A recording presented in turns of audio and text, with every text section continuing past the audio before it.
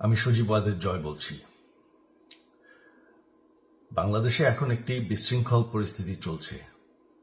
সারা দেশে আমাদের ভাঙচুর হচ্ছে, লুটপাট হচ্ছে, আমাদের শহরের বাইরে আমাদের নেতাকর্মী, আমাদের আওয়ামী লীগের নেতাকর্মীদের উপর হামলা চলছে, অনেকে হত্যা করা হয়েছে।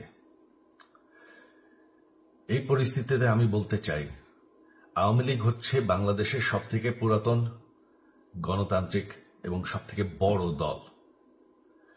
আওয়ামী লীগ কিন্তু মরে যায়নি। আওয়ামী লীগ এই দেশকে, বাংলাদেশকে স্বাধীন করেছে। আওয়ামী লীগকে শেষ করা সম্ভব না।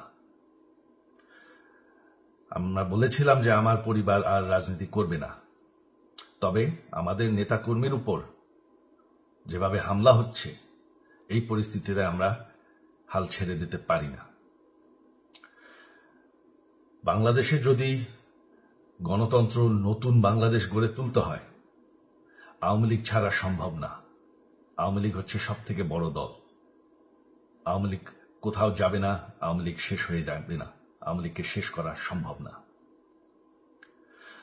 আওয়ামী লীগের নেতাকর্মীদের আমি সবাইকে আহ্বান জানাচ্ছি যে আপনারা সাহস নিয়ে দাঁড়ান।